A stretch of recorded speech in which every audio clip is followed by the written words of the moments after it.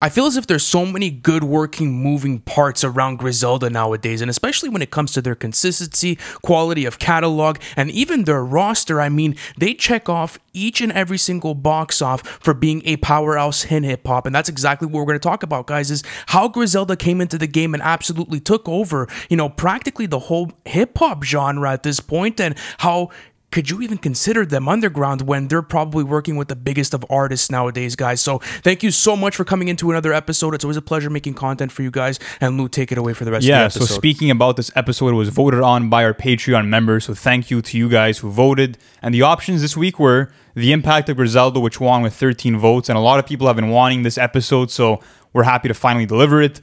After that, we had Is Underground Rap Better Than Mainstream, which got 4 votes. And then finally, Top 10 Rapper-Producer Duos, which got 12 votes. So it was another close round, but if you guys want to have your say in future content for the channel, head over to the link in the description, and you can check out our Patreon plans and have your say on every Wednesday episode, which is pretty exciting. Absolutely. So let's dive into this very interesting topic today, and I want to start like this. I want to start with a very simple question.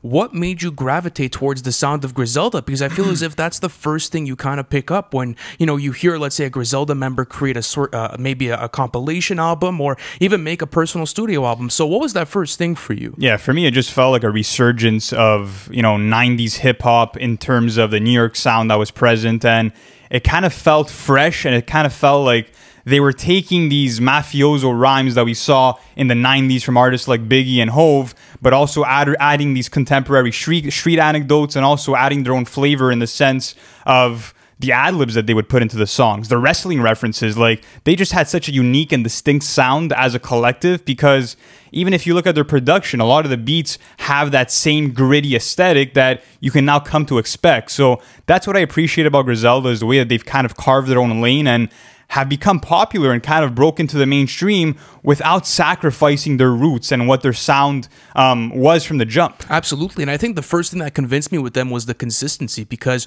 I think when you look at it from a whole standpoint, I mean, there's no one that drops like them. And I mean, each and every single project kind of serves a different place in each of their catalogs. And that's what I like about it as well. It's like always this conversation at the end of the year of, oh, which Griselda member dropped the best album? It's not even who has the best album anymore. It's just like, where could you find strengths? Like, who dropped great projects? And they also have a lot of low-key members. So listen, guys, Griselda actually, started blowing up recently. Well, recently, maybe around 2017. You could say that that was maybe the first time the underground really gravitated towards there. But all of them individually started making music in the early 2000 decade. And because of, certain things, running with the laws and having certain court cases and whatever, they kind of, put some, I would say like their foot on the brake a bit and wasn't releasing as much. But it wasn't until 2015 that they all came together, and I believe it was Conway and Westside Gunn that ended up founding it. So, how crazy is it to see, their whole come up story and kind of understand what type of process they went through? It's crazy, because I mean, Griselda was initially a clothing brand, and then,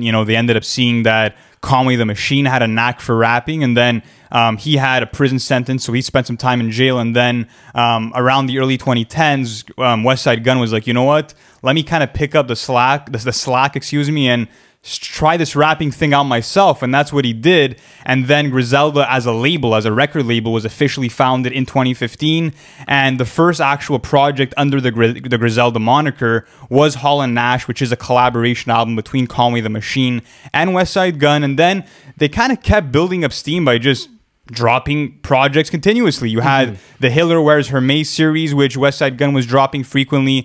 And then you had Benny the Butcher, who's also considered a founding member, come into the mix. And what's funny is that Conway the Machine and Westside Gunn are actually blood brothers, and Benny the Butcher is their cousin. So it's cool to see that they kind of came up as a family.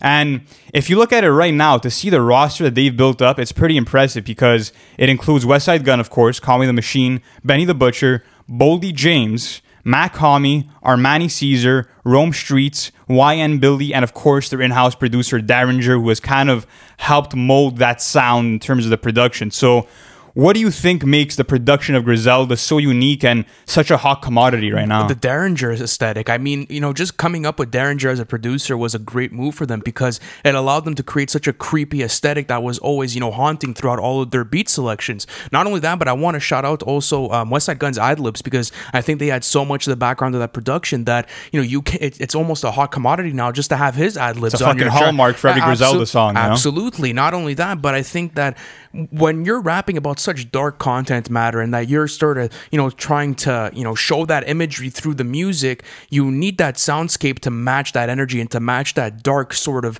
vibe that there is to the music. So I think that worked well for them as, going through their projects. And I mean, that's what I'm going to talk about too, is like back in 2017, I think one of the biggest shifting points for them was, Shady Aftermath giving them that deal, one album deal, both for Conway and Westside Gunn. I think that was sort of like the proof in the pudding for, let's say, their concept and coming through with it, especially with, Conway the Machine getting shot and kind of, being half paralyzed on his face and almost him quitting rap. Like, it's just crazy to see that evolution. So as a mainstream hip hop listener, now put yourself in those shoes. Like, you're into hip hop and, you monitor the whole, like, let's say the whole landscape of the genre.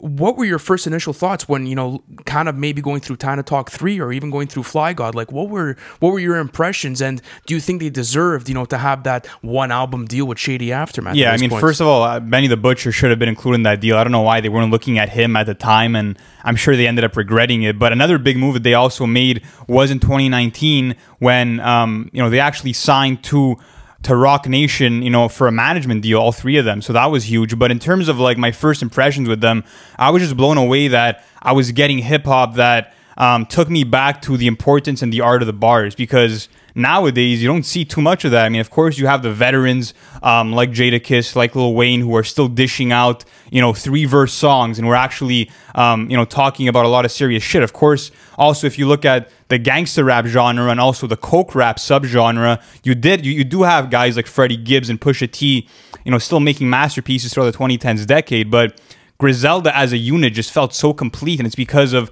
those unique things that we were talking about earlier, as in the ad-libs, the wrestling references, and also the way that they were merging, the world of fashion with, the world of the streets, and how those two worlds kind of combined. And what's interesting is that, like, you kind of need the context behind their upbringing to really know how their sound got shaped. And there was an interview with Westside Gunn where he kind of represented how dangerous Buffalo was for them growing up. And he described it as, you walk up the street trying to get a juice and you get your head blown off. You're walking past 4 or 5 hustlers selling dope when you go for a casual walk. So he's trying to kind of tell you that, like, everything that we're rapping about, it's authentic. We live through this shit.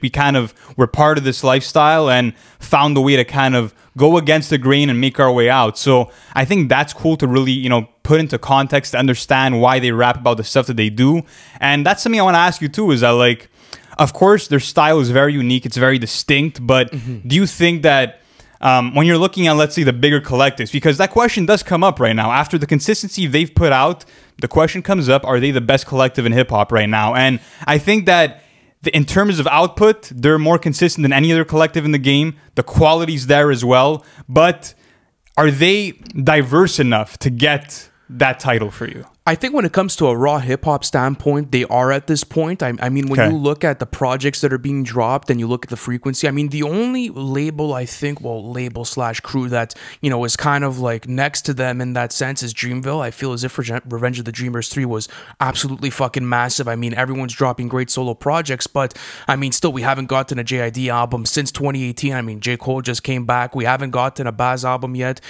We just got the new Loot album, but, I mean, for the most part, I don't know, like, if anyone has, like, that consistency of, like, we're all three of us are dropping an album this year. We Multiple projects a year most of the time. Absolutely. And then, we're going to have Boldy James drop something, and, we're also going to have other guys drop stuff. So that's what I'm more impressed with, is how consistent they are with dropping projects all across the board. So I think when it comes to that, yes. When you talk about diversity, I think that that's maybe a small place that they struggle in, but that's also the nature of the lane that they're in. I mean, I think I have to give it to them that they were able to, let's say, you know, fuse that coke rap that Freddie Gibbs and Pusha T are so good at, and mix it in with gangster mafioso rap that, let's say, old 90s legends like Jay-Z and Biggie did. So I think that the concept is original enough to be able to push them into that, you know, top 3 sort of listing right now. And I compare them to Top Dog. I mean, TD is not really releasing anything at high volumes like they are. And I mean, now it's kind of a question of, okay, do you want quality or quantity? But at the same time, I have to ask you, like, Griselda's motto kind of fits both at this point. And not only that, but they play by the modern rules of hip-hop of releasing frequently. Listen, I'm not going to tell you that, you know, Griselda's catalog has projects like Good Kid, Mad Cities, or not. like The Book of Soul. Sorry, like Control System from Ab-Soul. But at the same time, Ab-Soul and Kendrick haven't dropped in, you know, in almost 5 years at this point. So you do have to ask yourself, like, you can't even say TD is the best collective because they haven't even been around. If you're looking at the greater scale of things in terms of the 2010s decade, of course, TD gets that title of the best collective. But right now, if you count all of Griselda's projects, even the ones that aren't on streaming services, they have a catalog of over 100 projects, which is fucking mind-blowing. And even if you just take it back to the last 10 years, like, there hasn't been a single pause. There hasn't been a single break. They've been consistently, you know, feeding the fans year after year. And that's what makes it so exciting, is that, like, not only do I have a new project to look forward to from each member every year, but I'm still revisiting the plugs I met. I'm still revisiting Lulu from Conway the Machine. I'm still going through their past work because it's all fantastic. And in terms of diversity, I mean, yes, you will have those cases on songs like KD where Conway the Machine's rapping over a trap beat, for example. But, I mean, they don't need to be diverse because the bars are there. When you have lyricism on that level and you're able to be diverse in your content matter, which they are at certain times, that's kind of enough for me. That gets the job done. And not only that, but when you want to talk about skill set as rappers, I mean, they're all, like, fantastic in their own way of doing things. I think where Westside Gunn strives best is with his ad-libs, hooks, and his ability to curate albums. I think that that's probably my favorite skill set from Westside Gunn. When I talk about Conway the Machine, I mean, it's sheer lyricism, right? Like, that ability to just spit super hot flames and, you know, put such messaging and even, like, double entendres and even, like, you know, having double meanings within your lyrics. Like, that's what I feel as if he's good at. And then Benny the Butcher is kind of like that middleman between both of them, kind of like, you know, the guy that pushes the label on a different level. I also think that he maybe has the strongest catalog out of Benny all three the Butcher. That's tough. I mean, I think maybe he has the best catalog right now. That's for sure out of all of them. I think so. I think so. After Burden of Proof, that really sold me on his catalog because you had Tana Talk 3, which was, you know, that was our introduction to Griselda to begin with. Like, we first got into Griselda in 2018, and Tana Talk 3 was kind of the first project that got on our radar. But you could also say that, like, Fly God kind of did it first, right, back in 2016. So it did, and I feel like, I mean, yeah, if look, at this point, I think we can kind of talk about the recommendations that we have for the original 3 of Griselda, which is Westside Gunn, Benny the Butcher, and Conway. So I think Fly God is a good place to start because this project kind of laid the groundwork of what most Griselda albums would be shaped into, because you have these great feature lists. For example, on Fly God, we had Westside Gunn curating this album that had features from the likes of Danny Brown, from Action Bronson, from Sky Zoo, and just some of the most, I would say, vet and also experienced rappers in the game who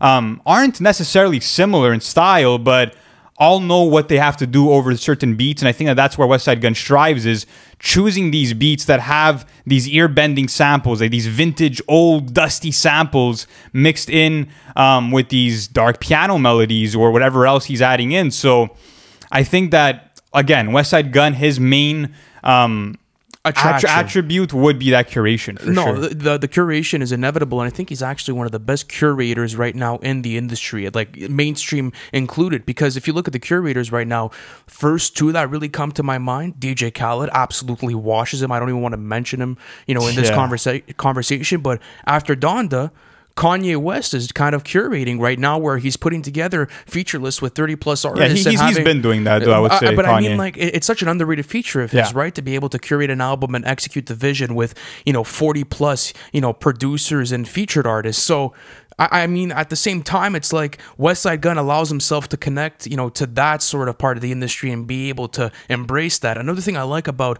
you know, this whole Griselda collective, before we move on to the next artist, is, you know, their ability to bring 90s hip hop, but also give it to such a young fan base. Because I'm not sure if you've seen this, but on Twitter, you know, being through the hip hop Twitter community, you have like 14-year-olds bumping Griselda. Like, that's awesome. Like, you know, keeping that tradition alive, you know, keeping that spirit for lyricism and keeping that spirit for greatly produced tracks with sample flips is just, you don't really see it anymore, right? Don't. So I think I gotta salute him for that. But and I also think that Griselda is kind of a gateway to 90s hip hop that these kids wouldn't have known about before that. Like, I'm sure there's a lot of you know, kids that are listening to Griselda and being like, okay, I wonder who they're influenced by, and then they'll go check out the Wu-Tang Clan, they'll go check out the Locks, they'll go check out legendary hip hop acts from the 90s. So I think that's pretty cool. But I want to ask you about Fly God. And to me, like, this was one of my first Westside Gunn projects, and the major thing that stood out to me, of course, is Westside Gunn's voice, because that's something that everybody has to kind of get adjusted to. It's very high pitched, it's very raw for a certain sense, and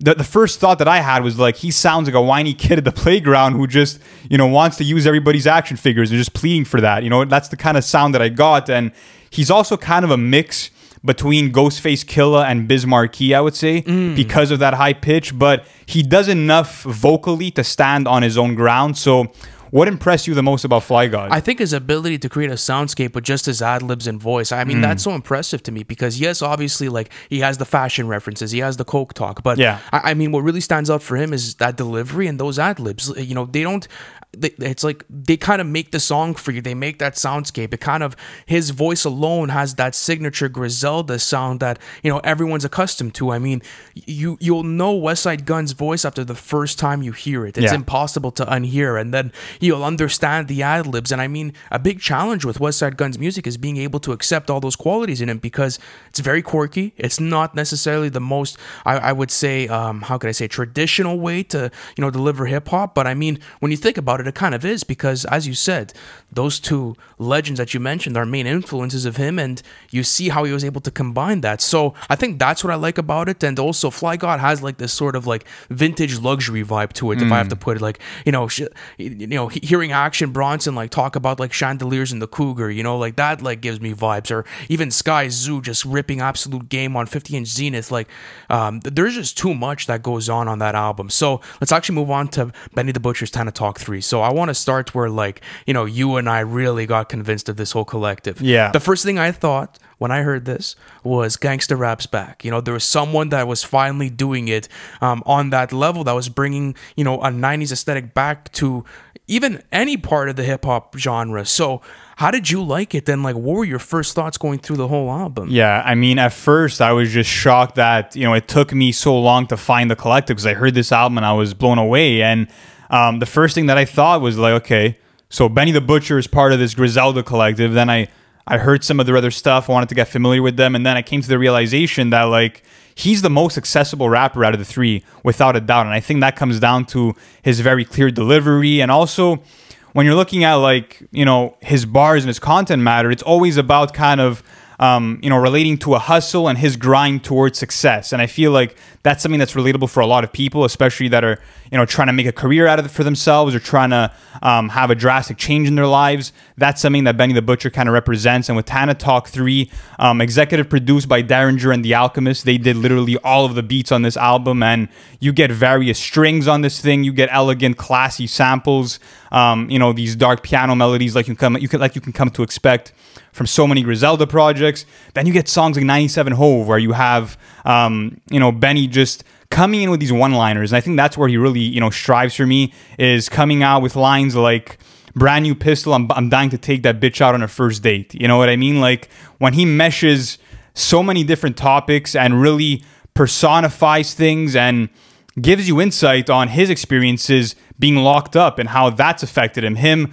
You know, speaking about the loss of his brother, like, that personal subject matter really immerses you into his world. And I love Tana Talk 3, and it might be my favorite Griselda project. I want to do something with you, okay? I want to go through Tana Talk 3's track list, and I want to prove to people here that there's not a single skip on that album. All right, how about we start that off? So I'm gonna pull it off, and you got to tell me if something is a skip or is it not. Okay, so let's start with actually let's start with the intro. Even though like whatever you like, do you start like with the intro when you start off this album? Of course. Okay, Good Night.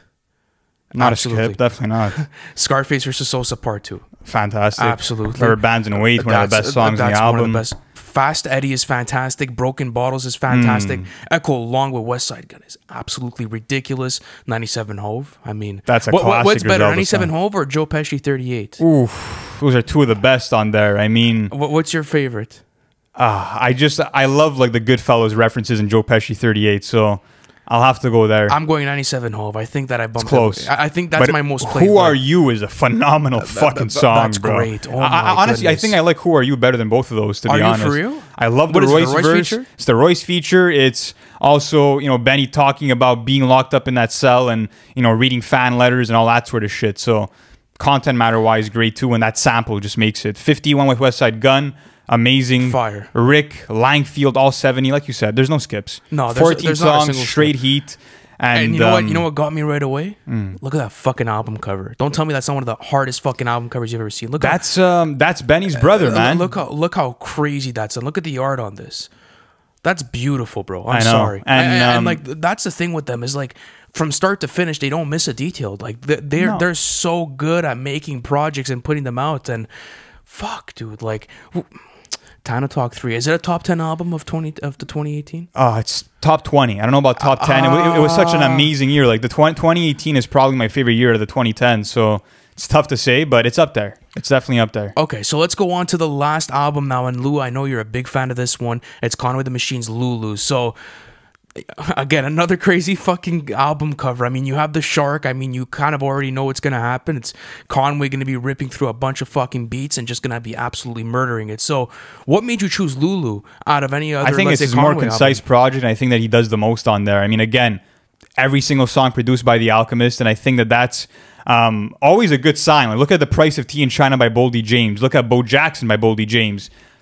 Entirely produced by The Alchemist, and some of Griselda's best work. I think that The Alchemist's production matches their vibe and energy perfectly, because if you go through some, let's say like some good Alchemist, I mean, the most part of my favorite catalog from him is when he gets into like a darker, grimier vibe. So another thing I like about this album, 7 tracks. I think that's so important to the listen because it's only going to clock you in at 23 minutes. That's fantastic as a whole listen. So yeah, and I also love the album cover because it's actually like a picture of a shark from Jaws with his mouth open, and it looks fucking mean and angry, and that's kind of representing kind of the murky and ominous production that you can expect mixed in with the killer rhymes from Conway. And so many standouts on here. You have Shoot Sideways with Schoolboy Q, which is a fucking banger. That's one of his best songs for sure. One of Conway's best ever songs to me is The Contract, where you have this orchestral sample playing in the background, and it's Conway just on this victory lap, him celebrating how he turned the negative into positive, and how no matter what happened to him, he references, of course, the incident where he got shot in the neck, and how that gave him motivation to go harder as a rapper.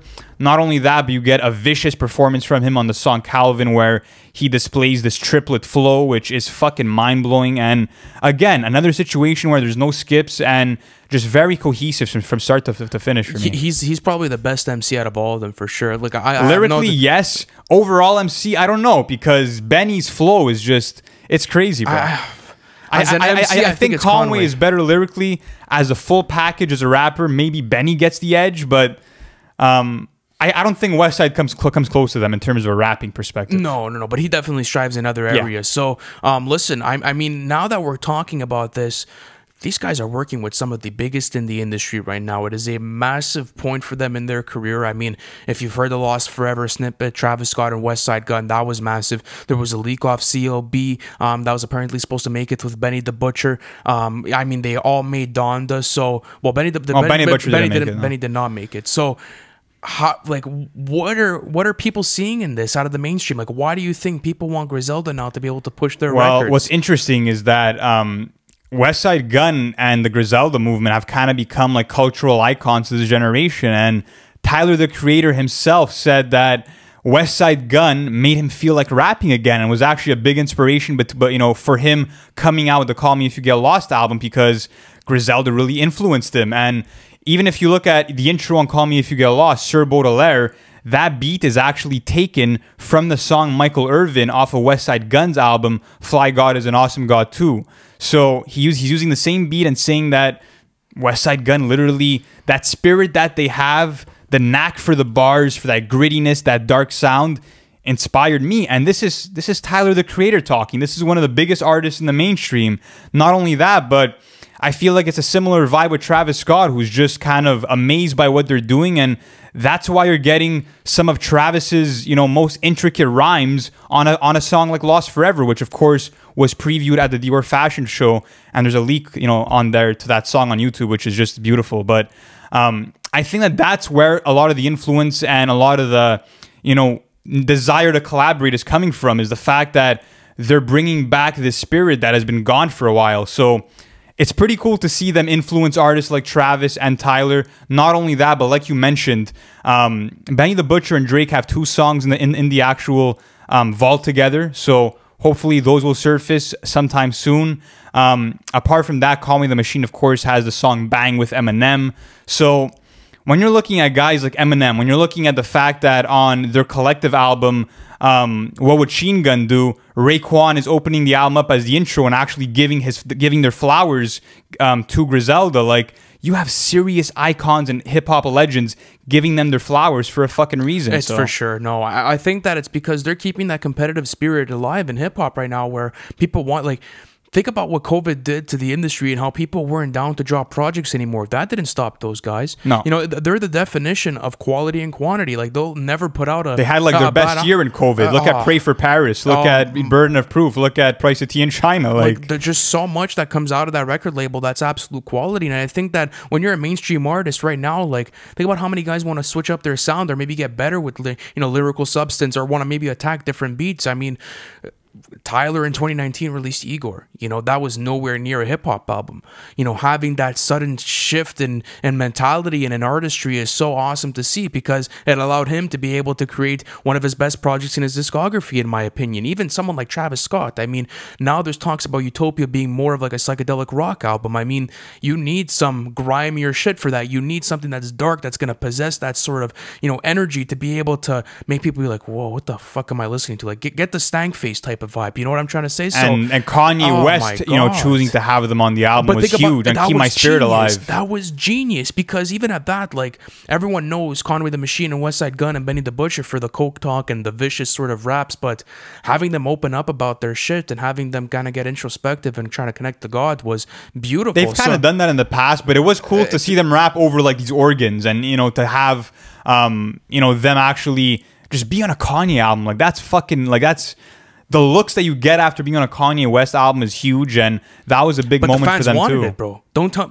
like, of course they did. Yeah, a lot of people were talking about it. Like, people were mentioning different features and shit, but people were like, "Oh, they better be on there. They have to be on there. Like, it would just complete the whole track list." And I think it was genius, because Donda sort of had that vibe too, where you have all these big star-studded, features, and then boom, you get the Conway and Westside Gunn. Like, that's such a moment for the underground. Like, it's getting recognized. Like, they're pushing it to a whole different level with Freddie Gibbs, and I don't even know if you consider Pusha T at this point, because, like, he's been around for such a long time and has platinum records and stuff. So I don't really consider Pusha T underground, but I mean, for the most part, bro, this is a seriously impressive run, and I mean, I'm super down to watch what goes down with the rest of man. it. It's that consistency. It's the fact that as a collective they have close to 10 projects every year dropping. Like, how are you not going to appreciate the output and the quality in that output? So where do you think the future lies with Griselda? Because there's talks of Westside Gunn retiring after his next album.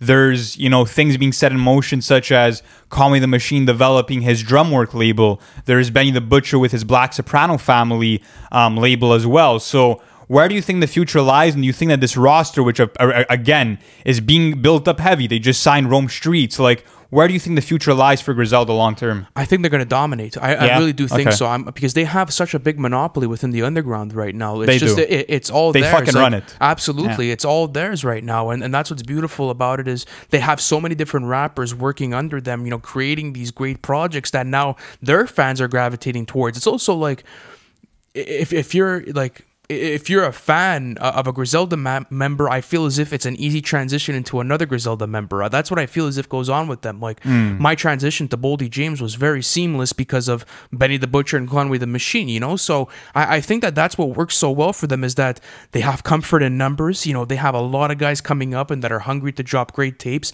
and get the attention of the underground listening ship. Not only and that, the mainstream listening ship now too, man. That's the thing, point. though, is I'm not sure if anyone, they've already cracked it, man. If you're making a Kanye West album, I'm saying Benny, Westside Gunn, and Conway have it. I don't think. Okay, the other artists. I don't think Not the yet. other artists will maybe reach there, but we'll have to see. I think that it's very impressive, but how long do you think the run's gonna last? Let me ask well, you. look, I think that we could say that it's been going like really, really strong since 2017. Let's say 16, so that's, maybe 16 with Fly God. Okay, so it's 16, 17, 18, 19. It's already been 6 years. I think they could run rampant through the 2020s decade. Really? Through the whole decade, yeah. Wow.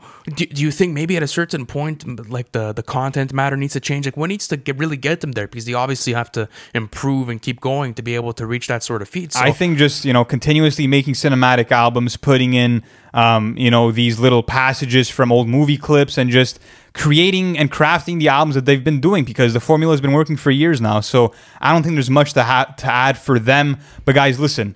It's been an awesome episode. Let us know in the comments how you feel about Griselda and which Griselda member is your favorite. And also let us know your favorite Griselda project. Thank you guys for watching the entire video. And of course, as these Griselda projects come out, if we really fuck with them, we will be reviewing them on the channel. So stay tuned for all that. We'll catch you guys in the next one. Thank you for tuning in.